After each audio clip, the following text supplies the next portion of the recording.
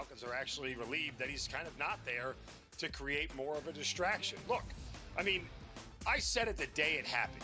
It was one of the stupider decisions I've ever seen by a professional NFL franchise to sign a quarterback to a $180 million contract and then draft his replacement exactly 5 weeks later.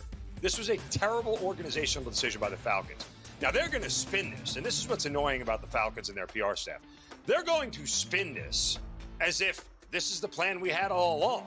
This is the plan that when, Kirk Cousins either got hurt or didn't play well or got too old, we were going to have Penix come in. And guess what? The new plan is now we're going to keep Kirk Cousins as a backup. So if Michael Penix gets hurt, we told you so. We were right for keeping him on the roster. We were smart for keeping him here. No, this whole thing has been an abject disaster. The Early Line, only on SportsGrid. The game is on. The stakes are high, but the action isn't just on the field. He's rearranging that ring. Get it inside! SportsGrid's in-game live. Your ultimate second screen experience. A little flyer, couple of 15.5 point live line. Every prop, every play, every day. Anything can happen. That's complete chaos. It's smarter to be on SportsGrid.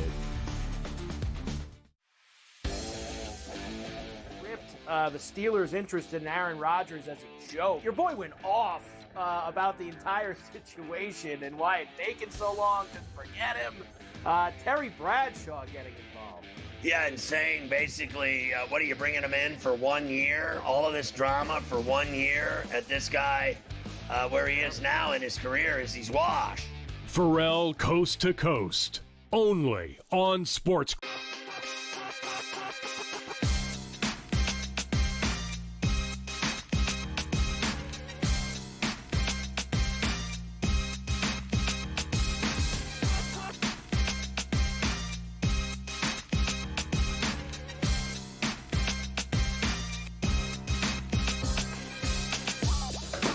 GameTime decisions in the mix with you on a Wednesday night because the NBA Finals are on. Kevin Walsh here. It is SportsGrid. And again, it's the NBA Finals. The Indiana Pacers back home against the Oklahoma City Thunder with this series even through 2. So we take a look at the numbers for the series heading in. Minus 620 on the Oklahoma City Thunder to win the series. That's been on the move. This number was more so in the minus 500 range after the Game 2 victory. It was under minus 400 after the Game 1 loss that the Thunder suffered. Clearly, bettors taking any chance they could to get an OKC price with this series evened back up. The question is, will OKC deliver the way many people believe in not just winning here on the road, but covering on the road? We'll get to that exact aspect in just a moment. I want to let everybody know that on our show tonight, we will go up until 8:30, until tip-off. Coach James Young will be back here at 8 o'clock next to me as we go through all of our action for this game here tonight, our best bets, any other additional series outlooks, and potentially some WNBA picks with 3 games starting at 10 o'clock tonight. We will also feature some U.S. Open breakdowns for you with our main man, Brady Cannon, joining the show in just a little bit to let you know who he is on before another major championship takes place and does begin tomorrow. Excited for all of that. There's talk around Scottie Scheffler. You can certainly feel it heading into this one, and it's incredibly deserved. Now, we get to tonight's game. The Thunder, a 5.5 point favorite. The total dropping down to 226. I somewhat understand the total move, but I don't know if everyone who is seeing, I don't agree with the total dropping while the spread on the Thunder increases. It's just not representative of what we have seen in these playoffs. To start on the Pacers side of it, this team was held under 110 points once again against the Thunder. They have lost every game in these playoffs they've been held underneath 110, the value of the Halliburton shot, which took 109 to 111. Following their losses, they have scored, the Indiana Pacers, 125 points at least the first 4 times they've played off of a loss. This is the fifth time they're going to be playing off of a loss. Clearly the idea is, well, the Thunder have this team figured out. Oh, the Thunder never should have lost game number 1. They should be up 2-0. They should have won and covered both games. That's all fine and good. That's fine. The Thunder on the road in these playoffs have been much worse than seemingly anyone has recognized. And that is not just because of the 42-point loss they took to the Minnesota Timberwolves. They have a negative point differential on the road in these playoffs when you remove the Minnesota game. Obviously, it's incredibly negative when you add that loss in.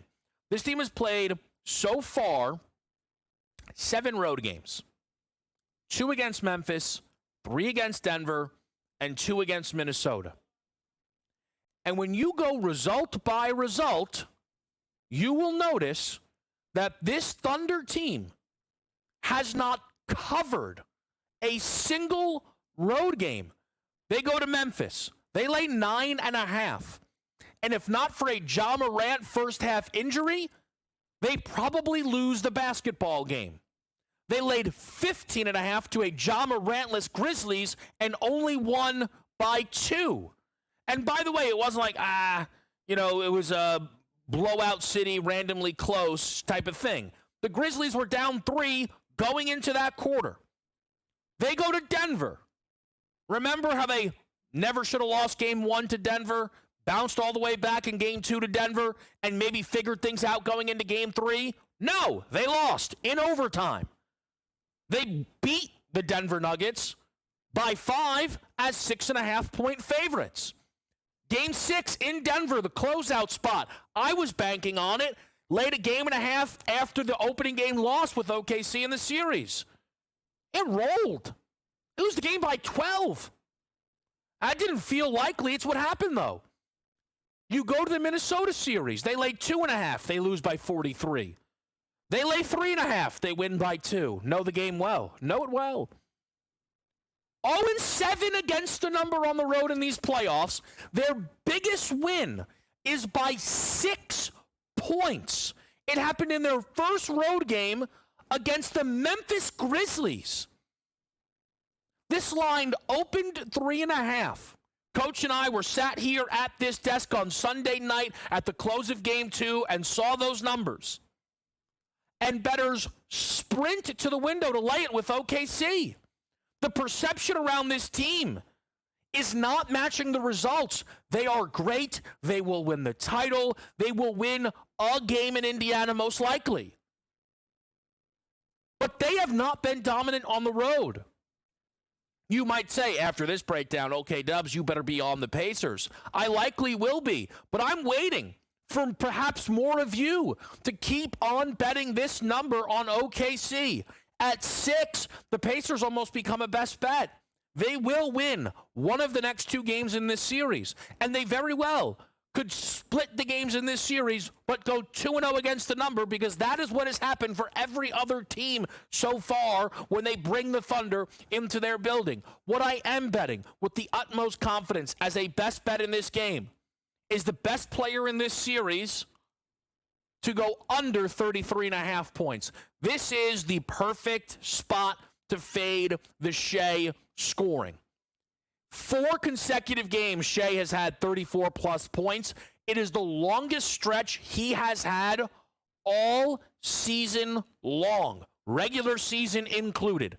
There are no 5-game stretches of 34-plus. I don't believe the regular season gave us a 4-game stretch of 34-plus. And, of course, this is a stretch that spans 2 different opponents, 2 different series. Game number 3 at Minnesota, 14 points. He has had 30 or more in 9 of his last 10 games. But the one time that stopped was the 14 that he had in Game 3 against Minnesota. Remember what he had in Game 3 against Denver? 18 points. I almost wanted to pull the MVP away from him. This has not been a Shai Gilgeous-Alexander spot. I don't think he'll be under 20.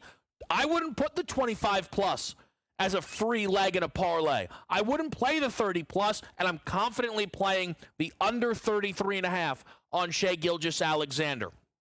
I am also betting Pascal Siakam for 20-plus points, a clear bounce-back spot for Pascal, who has been getting off to a rough start so far in this series. Getting back home, I think, is important for Pascal, and coming off of a 3 of 11, 27% from the floor performance, he bounces back. Lastly, Chet Holmgren on the defensive side of the basketball. Over half a steal, plus 105.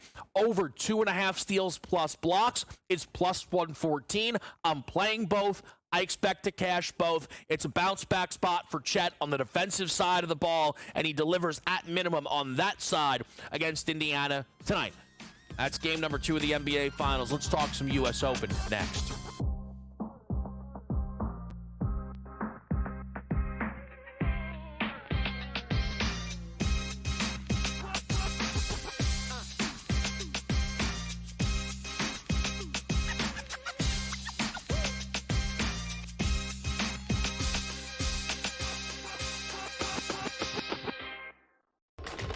Enter into the magical world of McLuck.com, where even the smallest of spins can win real cash prizes.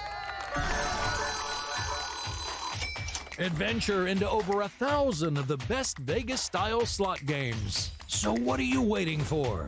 Unlock your free welcome offer today. Join the fun where winners play and players win. Two guys that can do it all. Too much electricity this morning. This is a good time. We're having a lot of fun. I had to do a triple take. Ka-ching! Why? Because of parity. I didn't mean to offend. Yeah, it's not going to happen. Load management is a dirty word. Let him rip. You know what?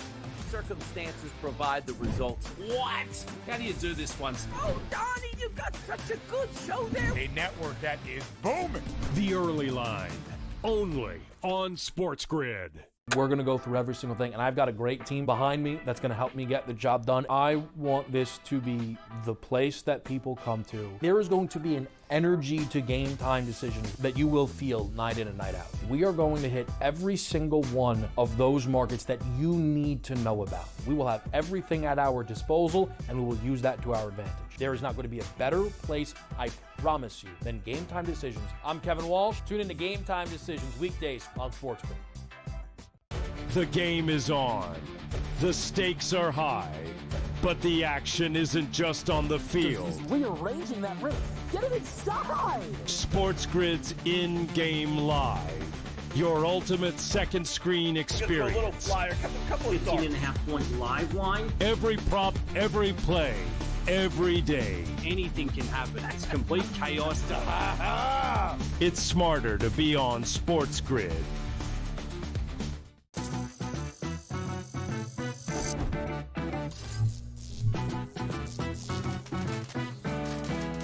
Did you know sportsbooks tend to draw up tighter bet lines for events that get even more bettors, like championship games or major matchups? My tip? Try betting on less popular sports. You might have a better shot at beating those odds. Now, go get lucky. See you in Las Vegas. Let's get lucky.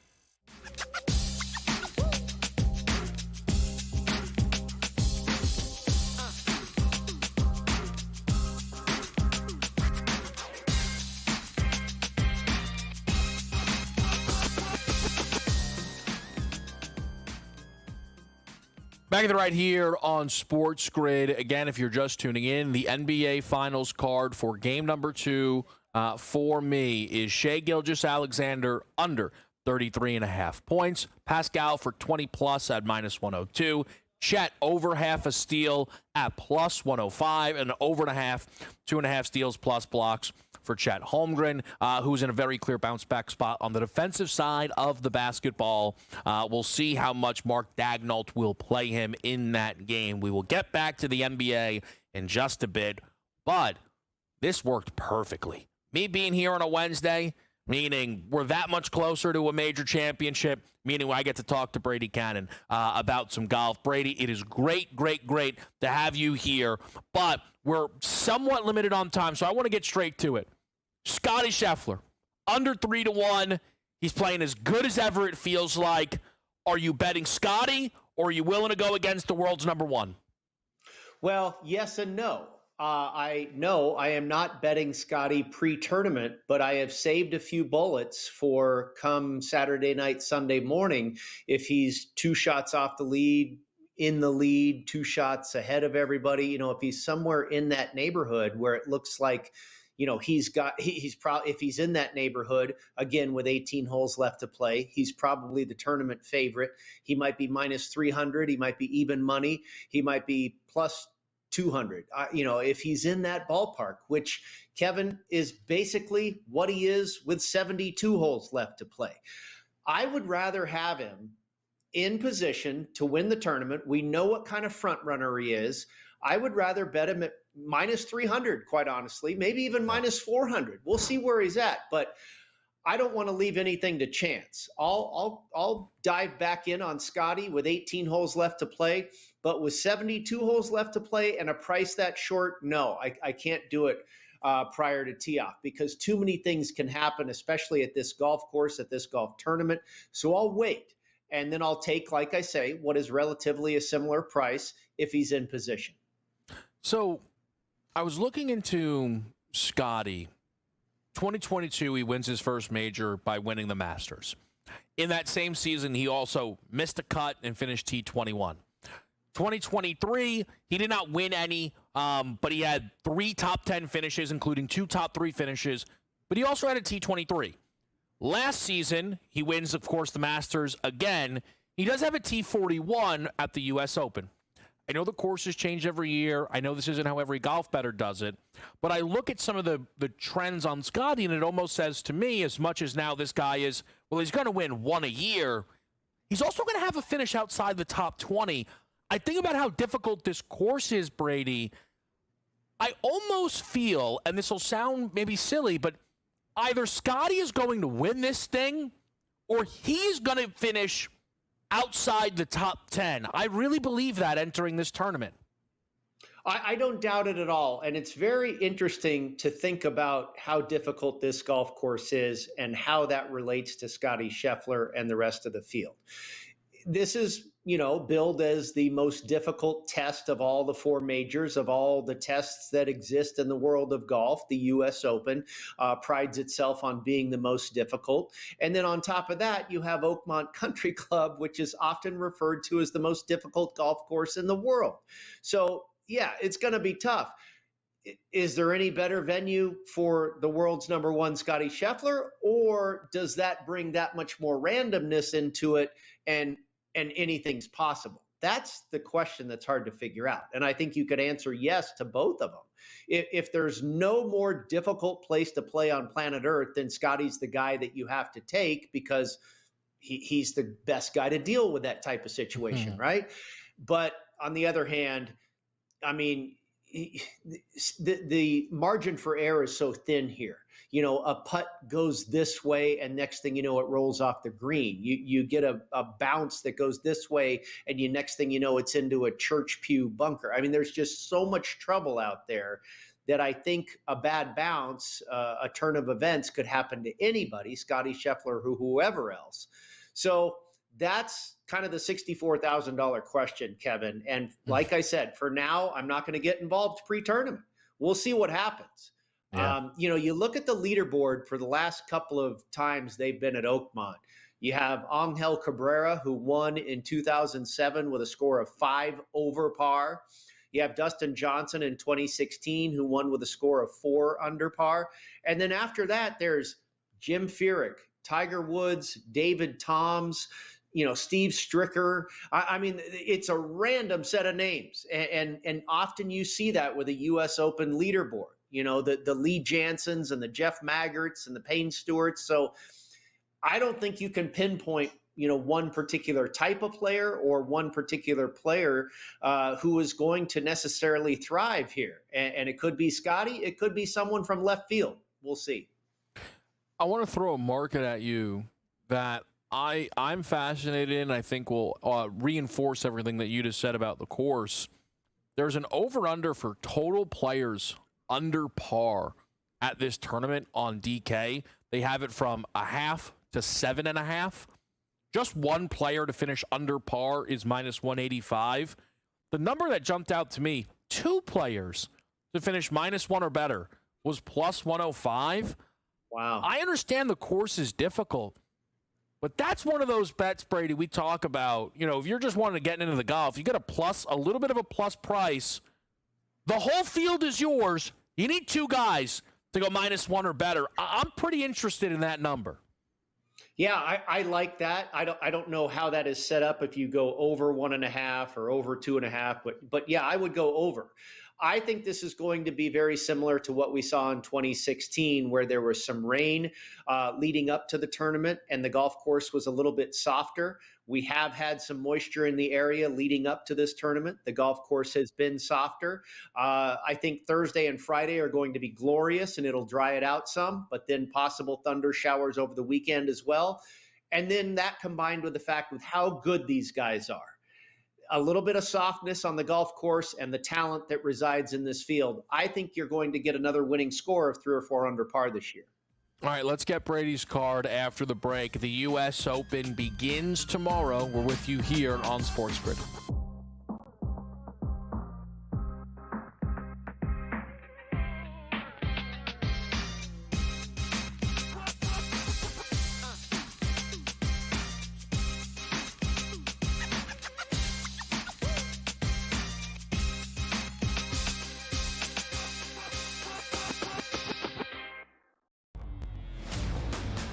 If we had Big Shot Bob for Robert Horry, what are we calling Tyrese Halliburton? Because Big Shot Bob would give you 1 a postseason. This guy's giving you 3 in 3 rounds. What a performance down the stretch by Halliburton and the entirety of that team sticking together, staying to the plan, and shocking everyone in the fourth quarter again. The Early Line, only on SportsGrid. We have control of any sport. Baseball, you can breathe. The pitcher steps off the mound, even at the bottom of the 9th, World Series or whatever. Football, okay, first down. Then you second down, and there's a method to it, right? The hockey is just all out reactionary, crazy, puck bouncing around everywhere. Oh my God, there's always a scoring chance. Sports Rage tonight, only on SportsGrid. Dialing it back to his old days with St. Louis and Arizona. Buy or sell, Goldie will finish top 7 in fantasy first baseman. No, I'm going to say no. I think he'll fall off. Older player here, he'll be top 10, but not top 7 here. Top 10, I would say I'd buy it. Top 7, I'm going to say no here. I think he'll put up decent numbers here. Not as good as he was. I don't think he's going to back 340, 350 all year long. Fantasy Sports Today, only on SportsGrid. I got a feeling Pittsburgh's going to the Super Bowl. I got a feeling there is no chance they're going to the Super Bowl with Aaron Rodgers. I'm just kidding. They're still not expected to have over 8.5 wins. They're still not expected to have a winning record. Now, I know things could change for the next 24 hours. I get that. But everyone expected Aaron Rodgers to sign with him. He's going to sign with him. Pharrell Coast to Coast, only on SportsGrid.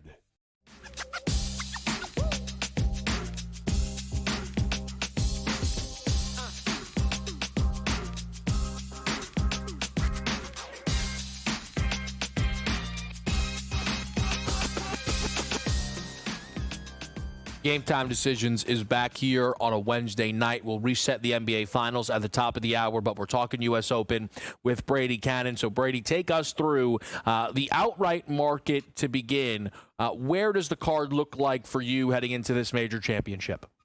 I started with John Rahm, Kevin. Rory is still on a Masters hangover vacation, whatever you want to call it. I don't think he's going to be back for a minute. Scotty, we talked about the price being prohibitive pre-flop. Maybe I'll bet him, come Saturday night, Sunday evening. Xander, I think, is not ready yet. He's not back to the form that saw him win 2 major championships last year. He got hampered by injury to start this year. And I don't think Bryson's going to defend his title. He never has defended before. And I think this is a different ballpark that he might be used to versus his 2 other U.S. Open victories. So not only does that leave me with Rahm, but I'm excited about Rahm. I think he is on the come up here. He almost did it at the PGA. He was very good at the Open Championship last year. He made a little bit of a run over the weekend at the Masters. I think he is ready and is the most likely challenger in my mind to Scotty. Got him at 14-1. Then I went to Patrick Cantlay at 46-1. Has never missed a cut at a U.S. Open, and last year at Pinehurst, his best finish ever, finished 3rd. I think he could be ready, and he is that typical boring, make par, hit it down the middle of the fairway type golfer that tends to win U.S. Open championships. And a lot of my guys fit that profile.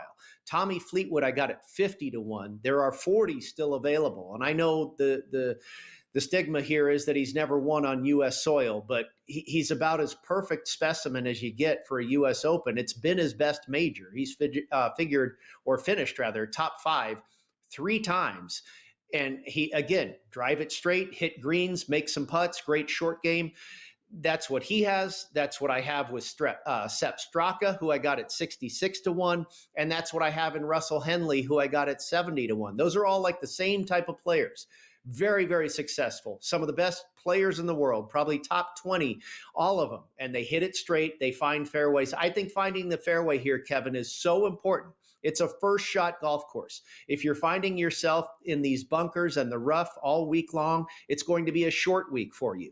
You've got to have patience. You've got to have resolve, and you've got to be around for the long haul. And that happens by hitting fairways and greens, which is the age-old U.S. Open formula. And basically everybody on my card fits that profile. After Henley, I went with Denny McCarthy at 150-1 and Harris English at 150-1. I bet that way back in January after he won at Torrey Pines. He's now closer to 100-1 or less, but again, he is he's had tremendous success in the U.S. Open. 4th at Winged Foot, 3rd at Torrey Pines, 8th at Los Angeles Country Club, and oh, by the way, just finished runner-up at the PGA Championship last month. So 7 outrights on the card, and I think they are all very much prototypical U.S. Open type players.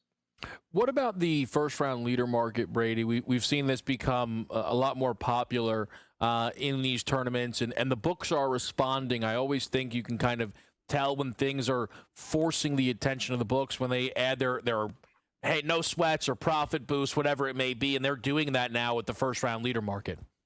Don't be surprised for books offering a first-round leader market. It is probably the biggest profit center for the sports book in terms of golf. It is the highest hold percentage there is in any golf market that I'm aware of. But it's also a totally fun bet. So I recommend putting very small money on it. Have some fun with it. But it is a very difficult one to hit. I went with 4 of the guys. I went with 5 first-round leader plays.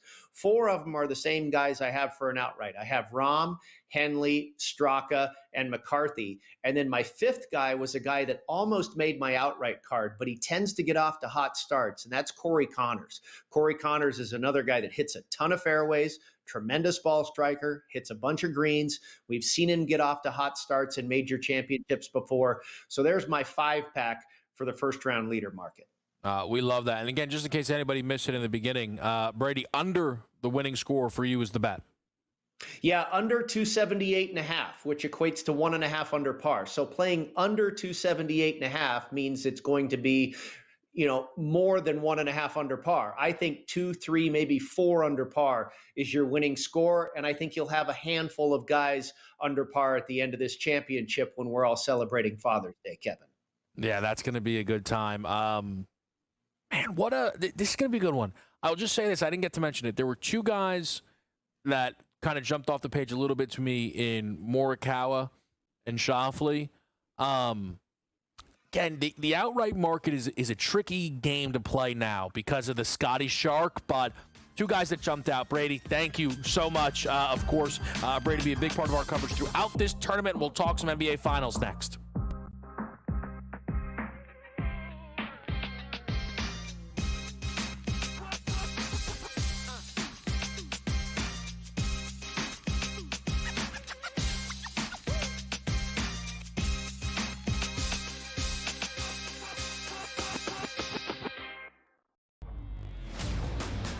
If we had like Big Shot Bob for Robert Horry, what are we calling Tyrese Halliburton? Because Big Shot Bob would give you like one a postseason. This guy's giving you 3 in 3 rounds. What a performance down the stretch by Halliburton and the entirety of that team sticking together, staying to the plan, and shocking everyone in the fourth quarter again. The Early Line, only on SportsGrid. Not that we have control of any sport. Baseball, you can breathe. The pitcher steps off the mound, even at the bottom of the 9th, World Series or whatever. Football, okay, first down. Then you second down, and there's a method to it, right? The hockey is just all out reactionary, crazy, puck bouncing around everywhere. Oh my God, there's always like a scoring chance. Sports Rage tonight, only on SportsGrid. Dialing it back to his old days with St. Louis and Arizona. Buy or sell, Goldie will finish top 7 in fantasy first baseman. No, I'm going to say no. I think he'll fall off. Older player here, he'll be top 10, but not top 7 here. Top 10, I would say, yeah, I'd buy it. Top 7, I'm going to say no here. I think he'll put up decent numbers here. Not as good as he was. I don't think he's going to bat 340, 350 all year long. Fantasy Sports Today, only on SportsGrid. I got a feeling Pittsburgh's going to the Super Bowl. I got a feeling there is no chance they're going to the Super Bowl with Aaron Rodgers. I'm just kidding. They're still not expected to have over 8.5 wins. They're still not expected to have a winning record. Now, I know things could change for the next 24 hours. I get that. But everyone expected Aaron Rodgers to sign with him. He's going to sign with him. Pharrell Coast to Coast, only on SportsGrid.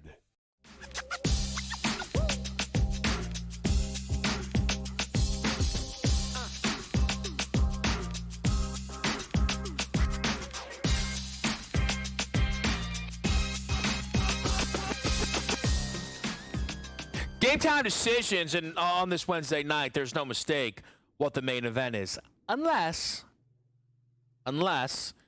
you were here for game number 1, and you were like, man, I tell you what, there's a lot of conversations going on around the value of ERA and a one Chris Bubich, and it just so happens that good old KB, Chrissy Boob, is on the mound against the New York Yankees, and it just so happens Tom Vecchio is here with us. Now, the thing is, Tom, we'll get to Yankees-Royals in just a bit. I want to talk some NBA Finals with you, pal, because we've got a great game, I think, potentially on our hands tonight. Yeah, we do. We'll start off with some basketball. Lines moving a bit. It's 5.5 over the past day and a half. It's bouncing back and forth. We have talked about routinely over not just this series, but dating back to prior series with the Pacers. Every time that they fall under X amount, they bounce back, and that next game they are scoring a ton of points. And we saw it routinely, especially in that Knicks series where they lose, they're held under 100 points, and boom, what do you know, they're scoring. So I honestly want to know what your take is tonight, because I'm expecting a close game. And my prevailing sentiment I have for this game is the Pacers need to be within arm's reach, essentially, within that number at halftime. If they are down by 8, 10 points, 12 points at halftime, I think the Pacers, they will lose this game by 15 if they can't keep it close. Yeah, I think it is a good note to make in that the Pacers and their insane comebacks, it is not how they've won all of their games. They've done it in every single round, but this team has they win by, multiple possessions, call it, right? More than you would think. Here's the example I'll give. I was kind of doing some of this on the way in, Tom. The Pacers have won 13 games. The Thunder have won 13 games. The Knicks have won 10. The Knicks, of their 10 victories, 6 of them were by 6 or fewer points. 2 possessions. The Pacers, 5, and the Thunder, 4. And so when you percentage, that out, it gives you an idea, again, just how close a lot of those Knicks games were. And I think the Knicks-Pacers series, people were kind of grouping them in. And listen, they both have had great comebacks. But it's not how the Pacers, they do not live and die by the comeback. This is a team that jumps on groups. And we showed this, Tom, at the top of our show. I'm sure you're familiar with it. But the Thunder on the road have just not been what everybody thinks. This team has yet to cover a road game. And I know for myself, that's fact got me incredibly excited to lay at the time -3 with them against the Minnesota Timberwolves, saying, this team's too good to never cover a road game. Come on. They win the game by 2. The Thunder have, they're, I think, 4-3 straight up on the road. They blow people out, Tom, but they're not as dominant, I think, in some areas that people give them credit for being. Yeah, and that's certainly part of my reasoning with the Pacers, needing to come out with that urgency in first quarter especially, where they have to keep it close. Again, they have to keep this within the number the entire game. Because in my mind, I think the Pacers, they win close, they don't win big. And I think you might agree with that if they're going to win, it's not going to be them winning by 15 or 20 points. At least I don't think so. And if the Thunder can win in multiple ways. They can either win close and they don't cover that number, or they can win by 10, 15 points, as we've seen them do for the most part, except on the road. So I am very thinking like this game has to go one way for the Pacers, or it's just going to be the pendulum is going to swing the entire way to the Thunder side of things. So here's what I would say, though, and this is why I think the Pacers is fascinating. This is a team that in every single round has beaten their opponent at least once by 19 or more on their home floor. So it's really funny, Tom, right? I think here's something I know from, I think, the weekend you and I agree about. The Pacers are going to get one of these games, right? Yes. But if I sit here and say, okay, so I'm going to get plus 180, right? $100 better. I bet it tonight. I lose. Oh, well. Come back. Let's hope you get the same number the next game. Okay, you win.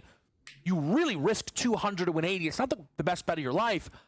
I have considered, Tom, alt spreads a little bit on the Pacers tonight, in that maybe the victory for Indiana will come with a foot off the gas pedal-ish from OKC, and they cover -8.5 at plus 520 in one of these 2 games. I love that thought process. I really do, because that's something I talk about, or I think about a lot when it comes to football. We're like, what if the Pacers win? Again, I do think it would be close, but in theory, then they would be covering 3 or 4 points, whatever that number you want to find on the other side would be. Right, so you could look at that alt spread where the Pacers, they're in control the entire time, and then when push comes to shove, they do pull the starters, the Thunder, that is, and then they say, listen, we lost this game, we'll be ready for game 4, and then they'll take that and then wrap things up as the series goes on. But I honestly don't hate that approach at all.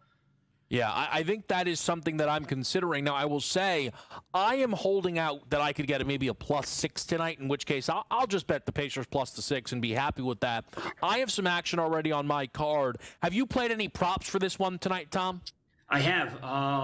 Let's go to Halliburton over 4.5 points in the first quarter. It was sitting at +124. You have talked about specifically about holding star players accountable, and what he did in game 2 was unacceptable. I think it is unacceptable. Looking at the box score and you see the 17 points, you're like, oh, okay, 17 points, they lost the game. 12 of those points, as everyone knows, came in the fourth quarter. And when we're seeing when it comes to Halliburton to start the first 3 quarters, 1 of 4, 0 of 1, 1 of 2, 5 points heading into the fourth quarter as your star player, unacceptable. Now, I know he's got this leg issue bothering him, whatever it might be, but he still has to come out with some type of urgency. And again, he doesn't have to be taking 40 shots, but you can't be having 5 points heading into the fourth quarter. At that point, we'd be looking at the Thunder well in control of another game. So he's got to come out. I'm not saying he needs to drop 30, but give me 5, 6 points in the first quarter, at least get off to a strong start. I think it's really fascinating to see how Halliburton attacks in this game. I think, here's what I would say. His first half was, I agree with you. In the third quarter, he did also nothing, call it. Yeah. He was so much more decisive. I know it wasn't resulting in big stat lines, but they were doubling hard. He was hitting the right guy. And I thought that his fourth quarter performance felt less surprising and less irrelevant than I know some people were suggesting, because I thought he set the foundation for it coming out of half. My only thing, Tom, and why I'm hesitating on that first quarter play, not that I'm fading it, right? But if they are overly aggressive on him, he's still not going to take bad shots. He's just going to have a big assist quarter potentially, I think, in the first. Very, very fair. And it's a point where, like, OKC will, at a certain point, I think they may sell out, and they'll be like, listen, Toppin, you were hot that first game. We'll let you shoot. Like, it wasn't a great game too for Obi Toppin, but if you're we'll let Obi Toppin shoot. Right, Neesmith, you can shoot. We'll let these guys shoot. If that's how they're going to beat us, so be it. But we will try to shut down Halliburton. I totally understand that. It's going to be really interesting to follow. We'll talk a little more NBA Finals. We will also update the Conn Smythe because it remains, and this is not in any slight, my favorite part of that Stanley Cup Final. And we will hit the baseball board as well. We're live here with you on a Wednesday night.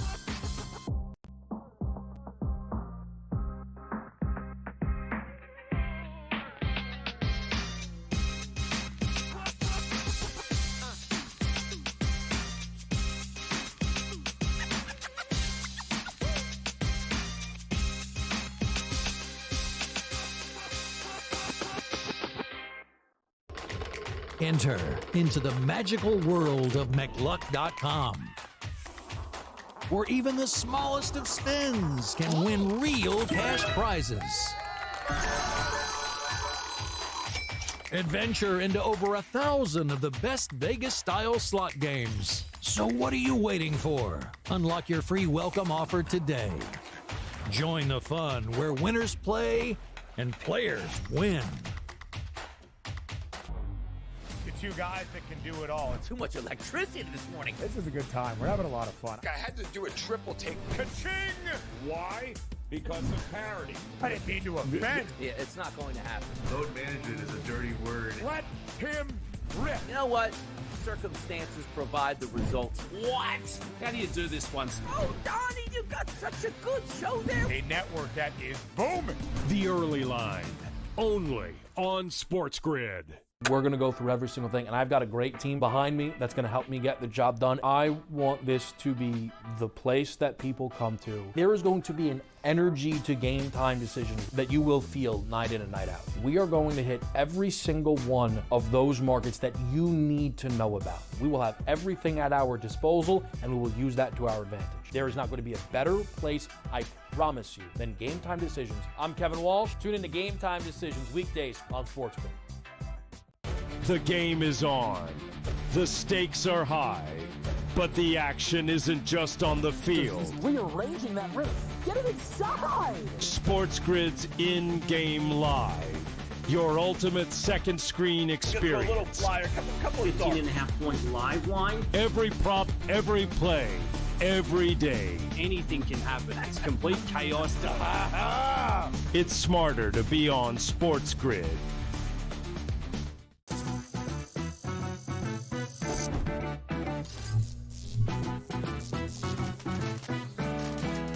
Did you know sportsbooks tend to draw up tighter bet lines for events that get even more bettors, like championship games or major matchups? My tip, try betting on less popular sports. You might have a better shot at beating those odds.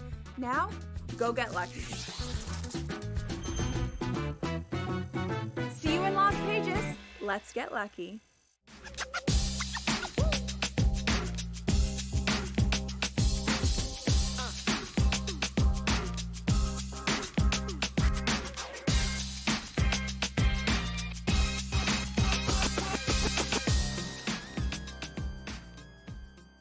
All right, we're live with you right here on SportsGrid. Great to have everybody in the mix. We're with Tom Vecchio. We're talking through some NBA Finals again. We're going to get to some Conn Smythe. We're going to get to some Major League Baseball with you here on this evening and going through all of the different options. And we're setting a couple of things up, and I think we're in a good spot now. Just take me through this again quickly, Tom. What does the card look like for you for game number 3 of the NBA Finals? Again, I'm on Halliburton over 4.5 points in the first quarter. That's sitting at plus 124. I do have the Pacers at 5.5, and I'm waiting to take a live under. 226, we've seen this number drop a little bit. I want to see some scoring early. If that gets close to 230, 232, I'm going to be taking a live under only if it gets to that point. I'm glad you actually brought that up because this total is moved in a way that you, beginning of the series, thought we could start to see. I think it's really interesting that it's happening off of an over. I think the books are playing a dangerous game here, though, Tom, because you look now at the last 2 games, and the Pacers have scored 30-plus points in the third and fourth quarters of both of those 2 games. Yeah. I'm going to say this. I'm not playing tonight's total. I hope you get this under. There's sometimes with this series, I already can tell you my game 4 best bet if you do. It's going to be a 224.5 flying over the total because I still believe we're going to get at least one of these games in the 240s.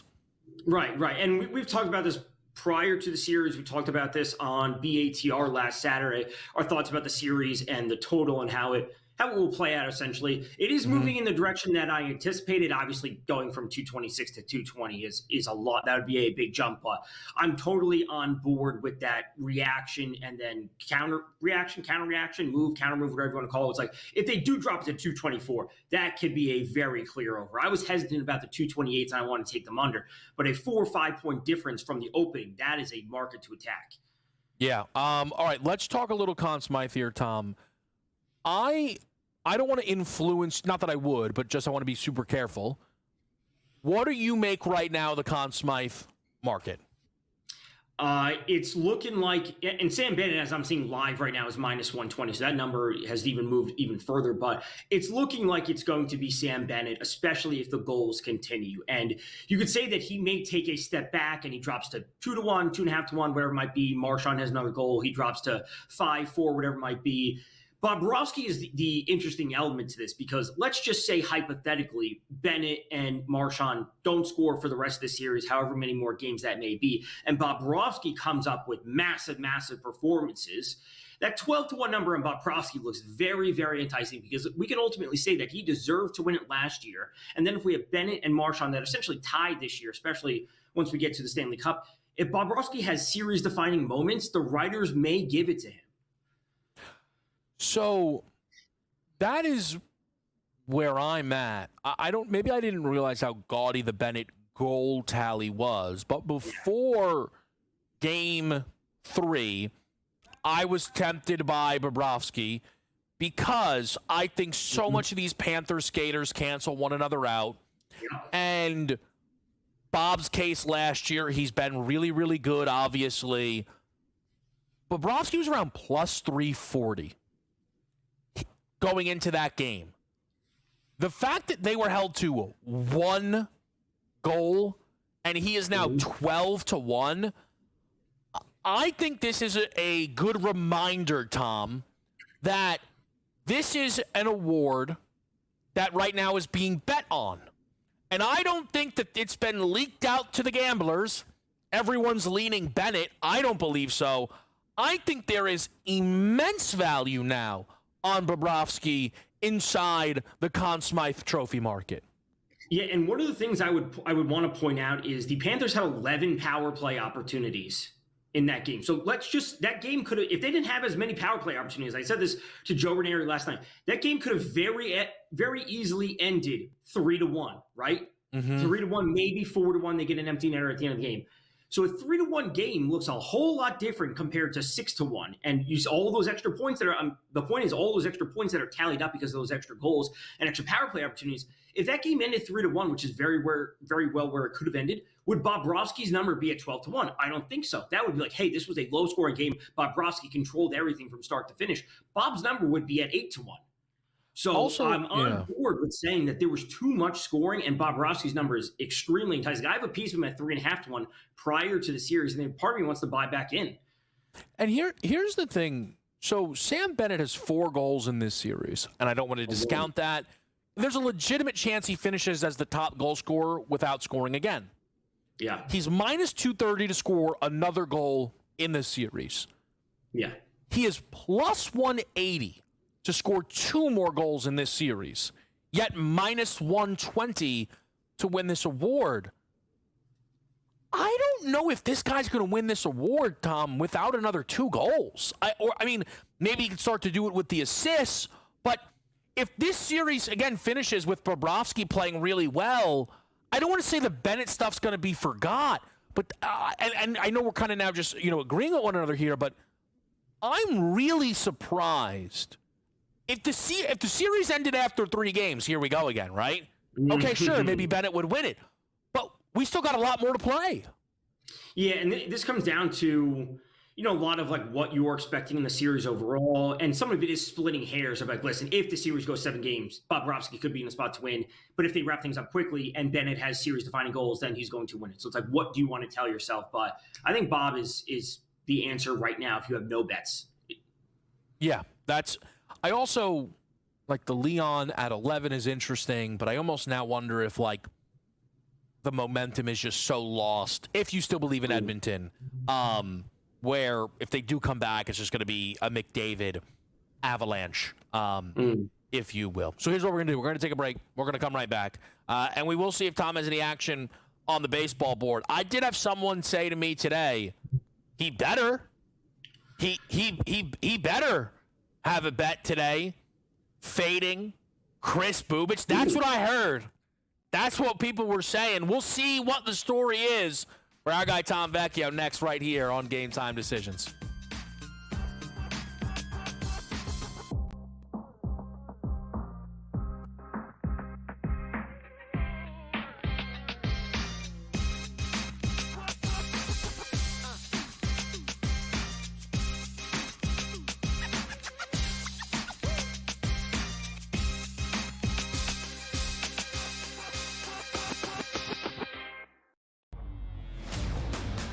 If we had like Big Shot Bob for Robert Horry, what are we calling Tyrese Halliburton? Because Big Shot Bob would give you like 1 a postseason. This guy's giving you 3 in 3 rounds.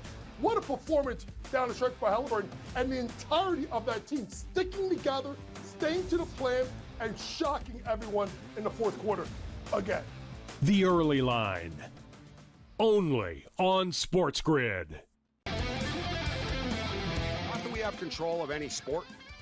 Baseball, you can breathe. The pitcher steps off the mound, even the bottom of the 9th, World Series or whatever. Football, okay, first down. Then you second down, and there's a method to it, right? The hockey is just all out reactionary, crazy, puck bouncing around everywhere.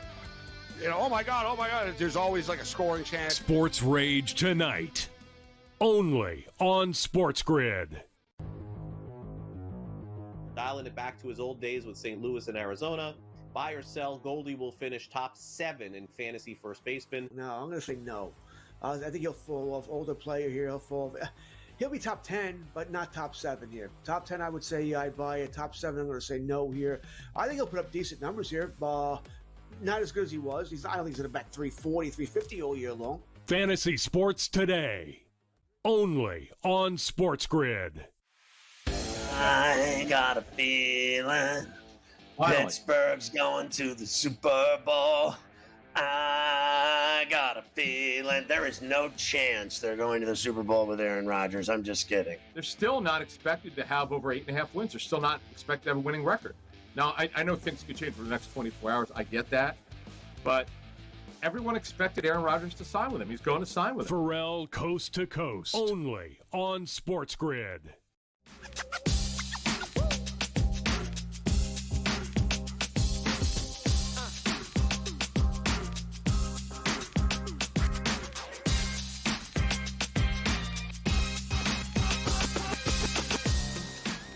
We're back right here on Sports Grid, and maybe the moment you've been waiting for.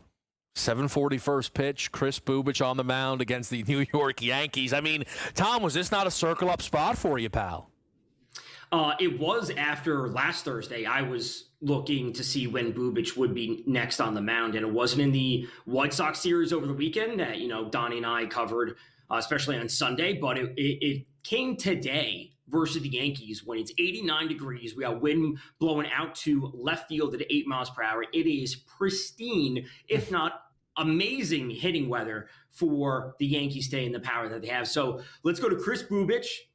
Over on his earned runs. We're not going to be talking about the difference between ERA and XFIP, but Bubic over earned runs. DK in their infinite wisdom have two different markets that list the same props, so make sure you bid on the right one. Over 2.5 earned runs is plus 110. Bubic has a 36.6% fly ball rate. We got the wind blowing out. All this takes is one swing. You get some runners on base. Also, Bubic, 7.5% walk rate isn't bad, but the Yankees get on base. Judge comes up. We got another 470-foot home run from him. Cash it on one swing. Look, it's a great breakdown. I would say I would be interested in an alt under of a half. He has not allowed an earned run in 3 straight starts yet this season. He's allowed 1 in each of his last 2. I'm just saying I'd be interested, Tom, in the max payout, if you will, on Chris Bubic. Shouldn't this be the opposite of what you normally like to bet? It's a bounce back spot. The opposite of bounce back is he's due to give up a lot of runs. No, so, based on his season, actually, he is legitimately due to throw a shutout performance. Like, based on how he's been pitching. Can I use this as a segue to bring up Aaron Judge, though? Yes. Here's why, truly. Me and the team and anyone I can come across, like, trying to find ways to put the Judge season into perspective. And this is, again, truly with, just to be clear, no snark, smile, or any. Like, can you give me your favorite Aaron Judge statistic as we sit here on June 11th? Because, what's the number for you, Tom, that represents how dominant of a start this has been for big number 99? I mean, I don't like batting average, obviously. I prefer to use We know that. We know that. But the fact that he's batting nearly 400 is bananas. I would say the one that stands out the most is that it's probably not just a splits thing, where his OPS is nearly 1,200 or higher versus both lefties and righties. And specifically, his WRC plus versus lefty is at 308. And WRC plus, the league average, is always at 100. So to scale it means he's 208% better than the league average versus lefties. Like, it is a banana stat. I would have to go back and compare to what he did in his 62 whatever home run season to see what that was.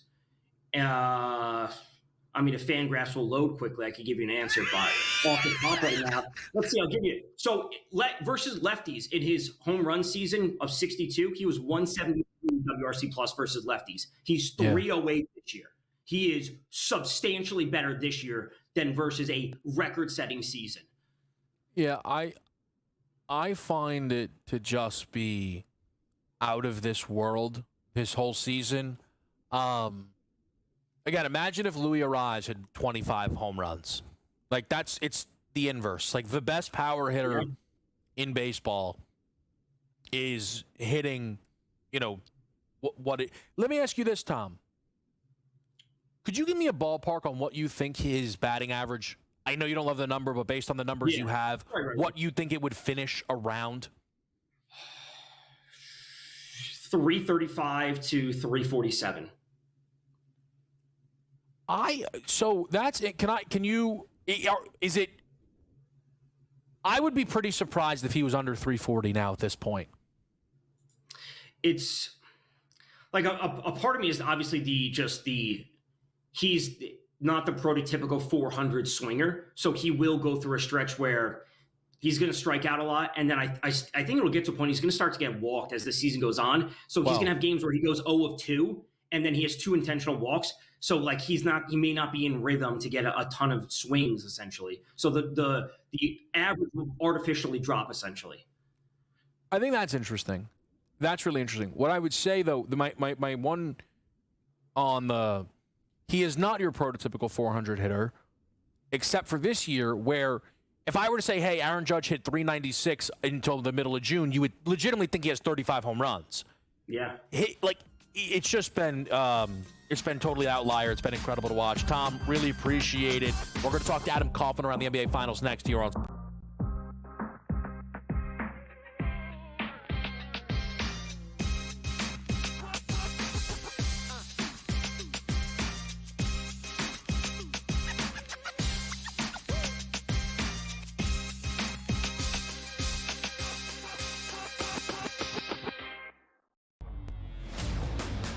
If we had like Big Shot Bob for Robert Horry, what are we calling Tyrese Halliburton? Because Big Shot Bob would give you like one a postseason. This guy's giving you 3 in 3 rounds. What a performance down the stretch by Halliburton and the entirety of that team sticking together, staying to the plan, and shocking everyone in the fourth quarter again. The Early Line, only on SportsGrid. Not that we have control of any sport. Baseball, you can breathe. The pitcher steps off the mound, even the bottom of the 9th, World Series or whatever. Football, okay, first down. Then you second down, and there's a method to it, right? The hockey is just all out reactionary, crazy, puck bouncing around everywhere. Oh my God, there's always like a scoring chance. Sports Rage tonight, only on SportsGrid. Dialing it back to his old days with St. Louis and Arizona. Buy or sell, Goldie will finish top 7 in fantasy first baseman. No, I'm going to say no. I think he'll fall off. Older player here, he'll be top 10, but not top 7 here. Top 10, I would say I'd buy it. Top 7, I'm going to say no here. I think he'll put up decent numbers here. Not as good as he was. I don't think he's going to bat 340, 350 all year long. Fantasy Sports Today, only on SportsGrid. I got a feeling Pittsburgh's going to the Super Bowl. I got a feeling there is no chance they're going to the Super Bowl with Aaron Rodgers. I'm just kidding. They're still not expected to have over 8.5 wins. They're still not expected to have a winning record. Now, I know things could change for the next 24 hours. I get that. But everyone expected Aaron Rodgers to sign with him. He's going to sign with him. Pharrell Coast to Coast, only on SportsGrid.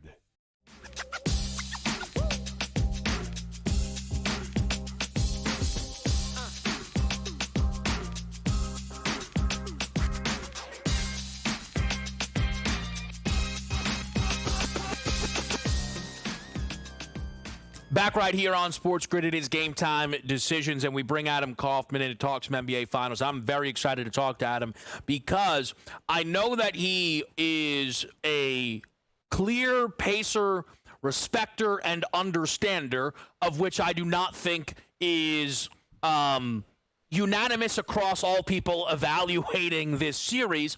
But I also know you were very strong in at least OKC's dominance over Minnesota and potentially in a finals matchup. So what has been your biggest takeaway through these first 2 games of the NBA Finals, Adam? Well, first, I would like to announce to all of our viewers and listeners that despite being requested, I will not be interviewing with the New York Knicks for the head coaching position. I just wanted to get that out of the way. Look, through the first 2 games, we're now sitting at a best of 5, obviously, and technically Indiana has home court advantage. We'll see, obviously, how that plays itself out over the course of these couple of games in Indy. But to your point, I entered this series with great respect for the Pacers, but only up to a certain threshold, meaning I still felt the Thunder were going to win. I still felt this wasn't going to go 7. I just really respected the Pacers enough to say, look, Indy's going to be there. They're going to be resilient. Pacers are going to put up a fight. They're going to challenge the Thunder. They're not going to get swept. They're not going to get embarrassed. They're going to be in this thing. And that, to me, meant investing, as we may or may not have talked about. I've certainly mentioned it a number of times across SportsGrid in general, investing in the Thunder in a couple of different ways pre-series. Thunder in 5, Thunder in 6, figuring that plus money on both those and one of them ends up coming home. And, right now, obviously, I don't feel as good about OKC in 5. How could you when we're looking at a split in OKC? But OKC in 6, I still think is incredibly live. It's the better team. It is the deeper team. It's the more well-rounded team. All of these things, as we have talked about, I just think the Pacers are a team that doesn't go away. Going into game 2, one of the things that we talked extensively about was, hey, do you invest in Indy in off of what we saw in game 1, at the very least hanging around and take the 11.5. And my feeling was, no, I wouldn't. I also wouldn't lay it with OKC. That, to me, was a live opportunity where if the Thunder went out and answered the way that I thought they were going to answer, that was going to open up a chance to invest in Indy at a much more favorable number. And I even tweeted it out at the time. I don't remember if it was halftime or, a timeout stoppage, whatever point it was, as I'm putting my kids to bed. And I'm looking at it and I'm going, we can get Indy at plus 22.5 right now. How do we not jump on that? And sure enough, they end up losing by 16 or whatever it was, because again, this Pacers team does not go away. And so going into this game here tonight, and just where do we stand with the series in general, I think if you're a Thunder backer and you've lost some opportunity now, if we were having this conversation after game 1, Kev, if you're a Thunder backer, it was Pacers did us a favor. Look at the numbers that we can get now on Thunder minus 1.5. Look at the numbers we can get on the Thunder just to win the series before the inevitable balloon or boomerang slingshot, what have you, all the way back the other way as soon as the Thunder went and evened things up. So I think it's going to be an interesting situation in Indy. I would not be at all surprised if the Pacers do take one of these 2 games and we're tied and it's a best of 3 going back to OKC. But I think at that point in time, the Thunder just win the next 2. It still doesn't go 7. Yeah, I think that, again, a Pacer respecter believed this would not be a sweep, right? To which you and I then were in lockstep. I just went a step further in thinking it was 6 or 7, right?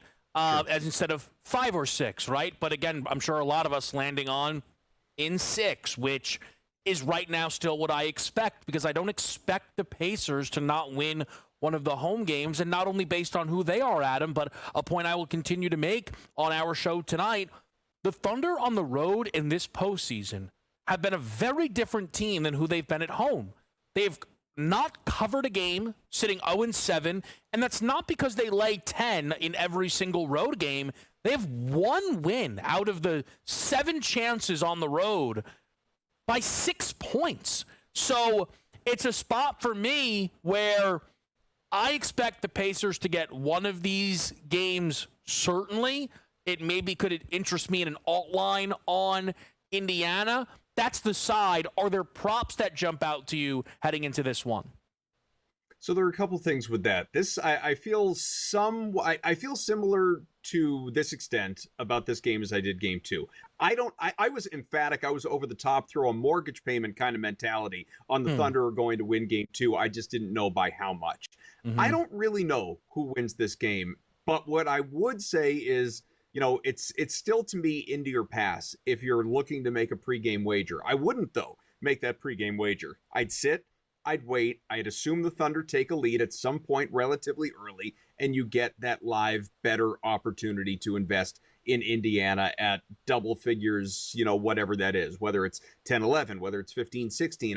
Anything's going to be better at that point than the 5.5. And maybe I'll be wrong. The Pacers control this thing from start to finish. I would be shocked if it ends up playing itself playing out that way, because the Thunder, again, are just way too good. Plus, you can, people have mentioned this, you can decide, it's a little narrative street. You can decide how much you put any credence into it, but the whole curse of the game 3s thing, right? The Pacers have, they lost game 3 against the Bucks. They lost game 3 against the Cavaliers. They lost game 3 against the Knicks. Of course, one common denominator in all of those 3 series that does not exist now is they were up 2-0 in those series. So there was the potential for a little bit of a letdown. This one, you still have that, not in a literal sense, obviously, it's a best of 5 cleanly, but mentally, it's a little bit of fighting for your season and knowing how important these games are at home. And I think the guy that needs to put that into action, to go back to your original question about the props, has to be Tyrese Halliburton. And I thought my guy Prop Bomb, who's got a Discord, put these numbers out earlier, and I felt this way even before I read this, but it only, added a little bit of confirmation bias. Tyrese Halliburton here, as I just pull up the numbers. So through 2 games, Indiana has a plus 3.3 net rating with Halliburton on the floor and minus 35 when he is off.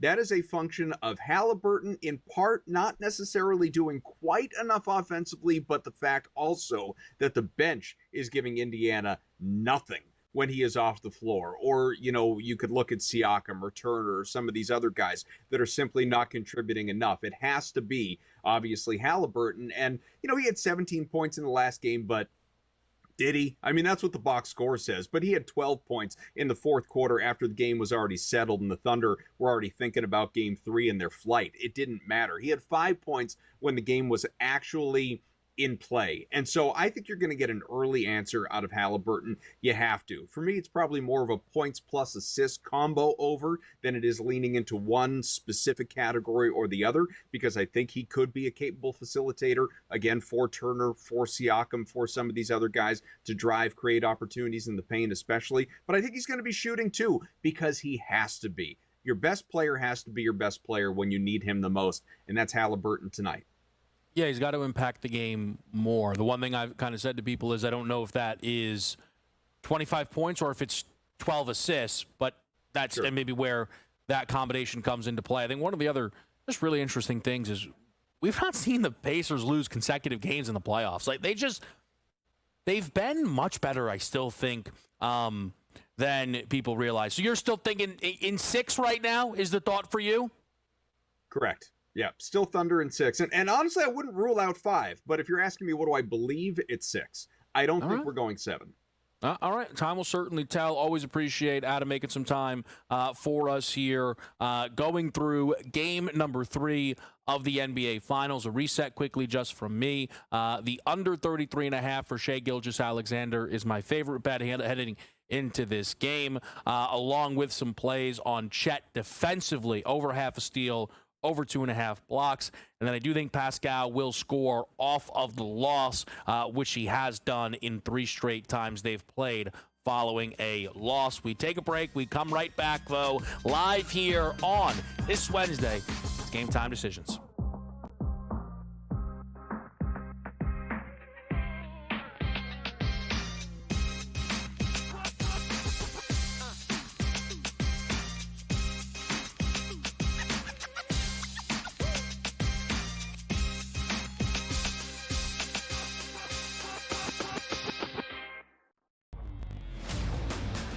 If we had Big Shot Bob for Robert Horry, what are we calling Tyrese Halliburton?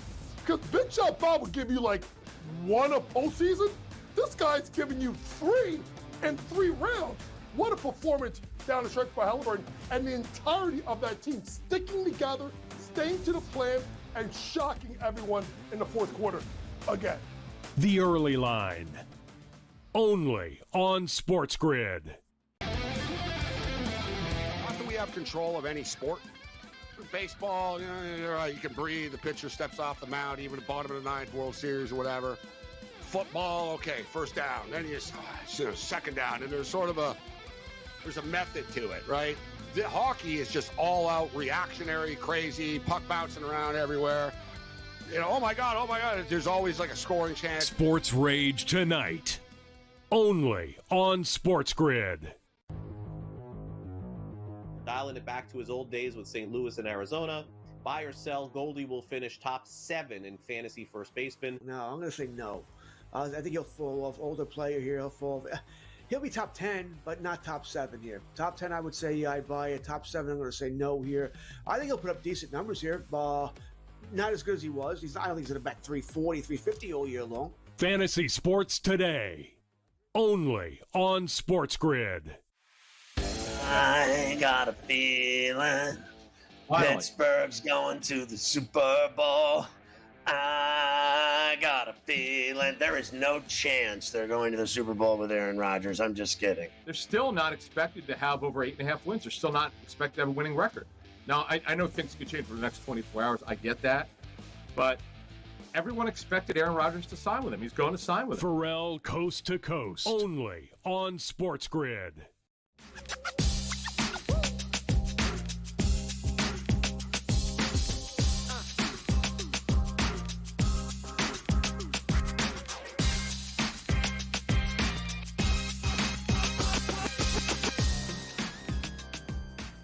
Game Time Decisions is live.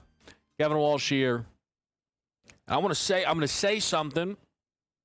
And, of course, Dave Sharapan is here, Sportsbook and Sig. Dave, I'm going to say something I don't think I've ever said to you before. I think, though, that our friendship is strong enough that I can say this. You can say anything. I think that is a really ugly hat. Yeah. Well, would you I know you like to have something from as many places as possible. Yeah. Do you like? I mean, if you have it, you must. I don't love that hat. I don't know. I'm iffy on it. Okay. It looks better in person than it does on camera, and I could see it. It's not bad. Okay. It's a limited selection. It's a limited selection with OKC stuff out in the desert, just so you know. I do have another one, and I might strongly consider changing to that one for in-game live tonight after that comment. So it's a Navy one. It's not bad.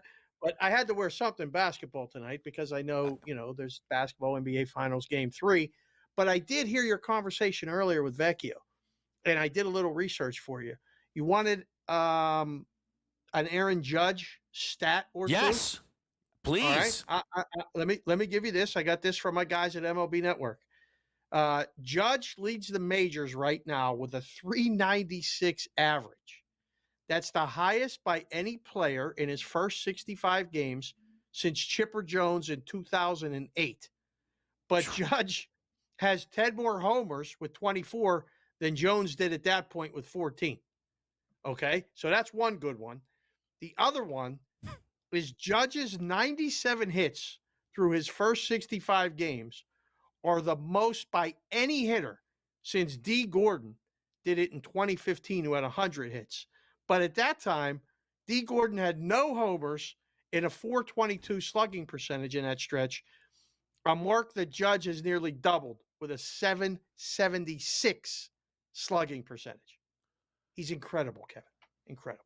Yeah, it's beautifully said. And the first thing I did when you gave us the Chipper Jones stat, Chipper hit 364 that season. Can you give me the D. Gordon year again? Dave? Yes, it was 2015. 2015. Okay, because let's see, and I'm a huge D. Gordon batted 333. That's on the lower end of usually where we see these guys finish. I think I am fascinated by it, Dave. I know we're here talking finals. We're going to talk finals, and a little bit more.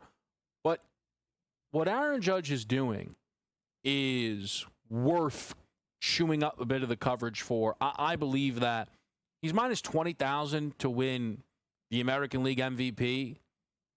Yeah. Ohtani. We should probably take that down at this point, Kevin. Just take it down. You know what? I agree, though, because all you're going to do are take these $1, $2, Raleigh, Witt bets. And I don't know if it's worth it at this point on the off chance that those things actually hit you. I don't. Here's the other problem. Aaron Judge being minus 20,000, Cal Raleigh should be 100-1. Everyone in that market should be 100-1, so that's probably why they leave it up. Because, listen, we'll call it like we see it. We're not getting a good number on those guys. If I can bring the basketball up after I did insult your hat, which, again, I've never done before. I likely will never do again. It's happened to me. I have a Charlotte Hornets hat from the draft one year, the year they drafted Malik Monk. Nobody likes it. I don't even know if I like it that much anymore. I'll send you a picture of it later. But what are you hearing around this game tonight with OKC and Indiana? Huge theme to the under. I mean, the total is really dropping. Yeah, that's been one of the things consistently. That's not just a professional play. That's a public play as well. And, it's coming down to the point where it's 226 out here in the desert. 226.5, pretty much consensus number. As far as the side, we got to the number early. The price discovery was easy on this one. It was, open at 5, move it up to 5.5 if they lay it. If you need a bet on the Pacers, you just go to 6. It's an automatic take for anybody with a bag and wants to make a limit play. So we're going to settle in right here at 5.5. I will be very surprised. A book or two out here bounced to 5 earlier this afternoon. Jumped it right back up to 5.5. So you got to the number, Kevin. It's going to be interesting. I mean, I think OKC wins the game. I don't know how or by how many, but I think OKC wins the game. I don't know. Let me ask you this, Dave. Mm-hmm.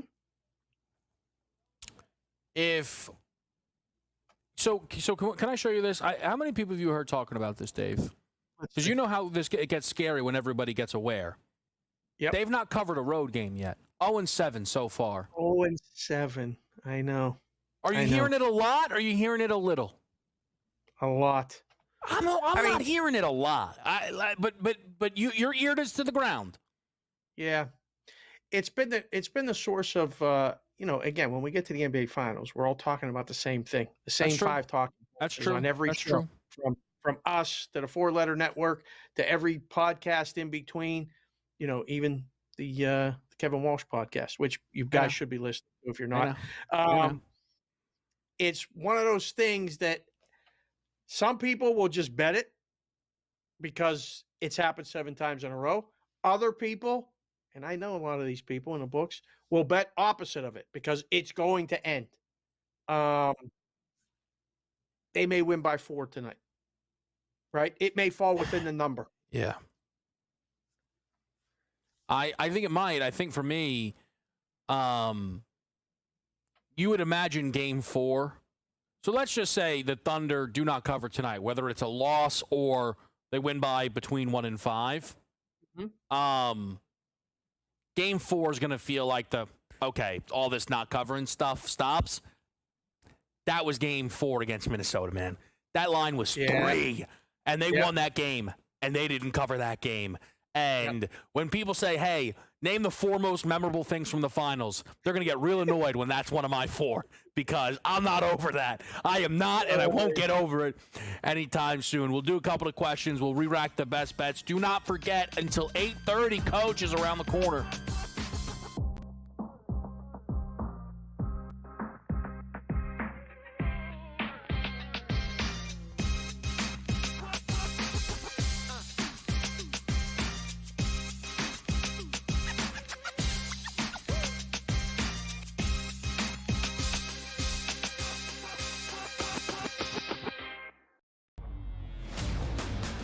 If we had like Big Shot Bob for Robert Horry, what are we calling Tyrese Halliburton?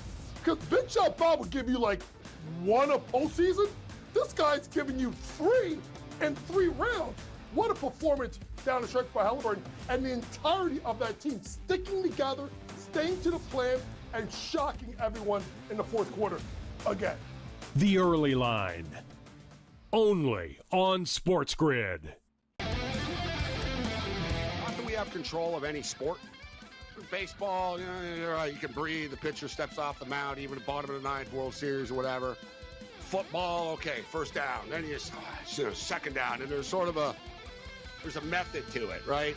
The hockey is just all out reactionary, crazy, puck bouncing around everywhere.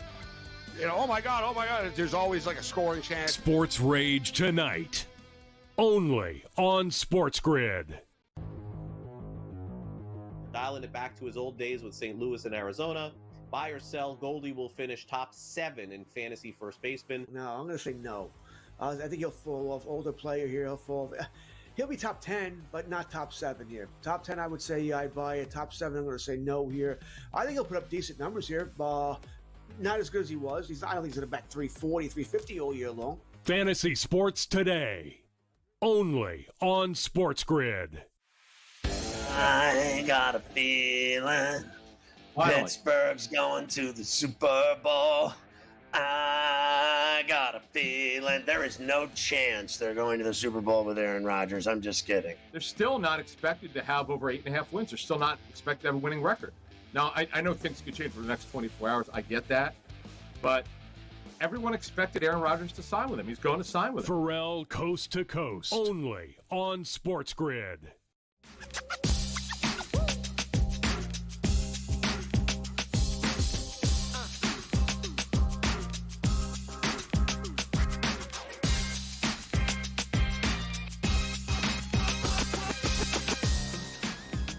All right, it's Wednesday night on SportsGrid. Happy to have everybody here in the mix. If you are right now on the Major League Baseball board, not a ton of movement. Nerfy comes in Minnesota, Texas. It's looking that way in Royals, Yankees. Baltimore's up 2-0 on Detroit. Boston 2-1. Tampa Mets with a big comeback win against Washington. Lead 3-0 today against the Nats in the bottom of the third. Kevin Walsh again with Dave Sharapan here. Consig will be live for the finals tonight. We are going to take it up until 8:30 with Coach joining us in just a couple of moments. Dave, I thought I'd show you what I got and tell me what you think. Sam Bennett? My favorite bet. Oh, you know what? Zag. We'll do the finals in a second. Am I nuts, or is the Bobrovsky's now like 11, 12 to 1? What's going on here? I don't know. I heard you also talking about that earlier with Vecchio and said, wow, Kevin's thinking right. Now, I don't know if it's going to get there. We need a low-scoring game.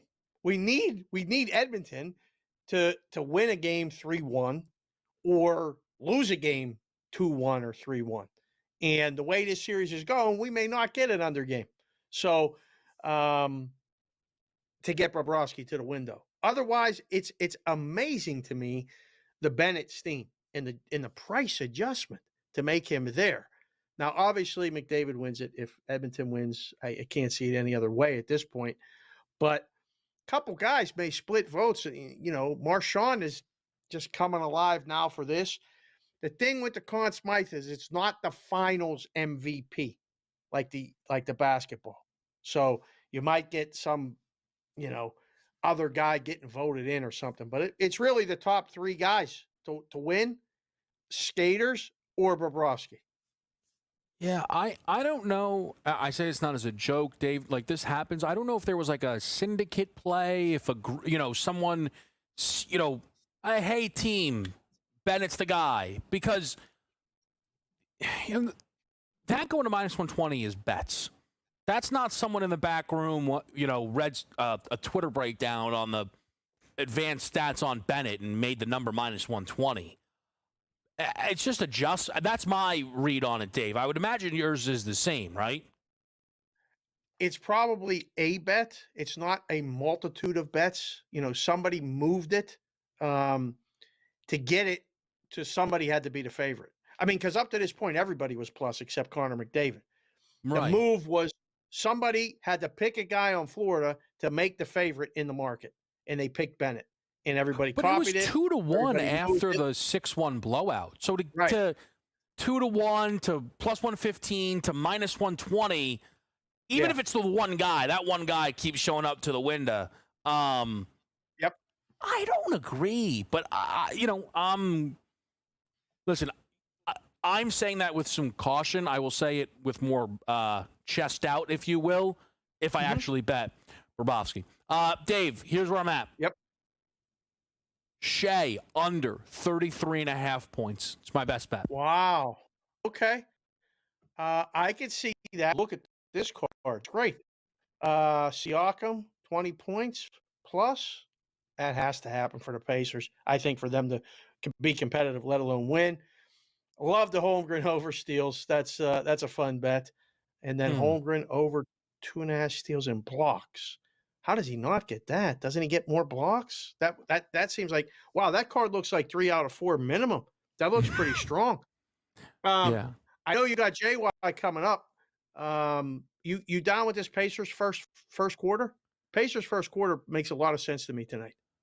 I don't mind it. I'm more tempted in like Pacers minus 8.5 plus 520 than we get close. Again, every second that comes off the clock, the closer I get to laying 14.5 with Indiana. So yeah, I'm gonna go change my hat on that note. Yeah, an appropriate exit from our guy Dave Sharapan, who, by the way, look, best hat collection in the business. I'm just saying, it wasn't my favorite hat. That's all, and I blame the Thunder, not Dave. Like, their best. Hey, what if we get an orange hat? Just put. See the snapback, but he's showing me off camera. There's a snapback piece of it that could drag me in a little bit. If you wear it backwards, it works a little bit better. Here's the deal, folks. Here's the deal. We're going to come up. We're going to get. He salvaged it right out the back door. Up next, Coach James Young. The questions that everybody's trying to figure out. Who wins the game? Does it go over? And is Mark Dagnall going to play Chet Holmgren? We'll figure that out next here on Sports Grid.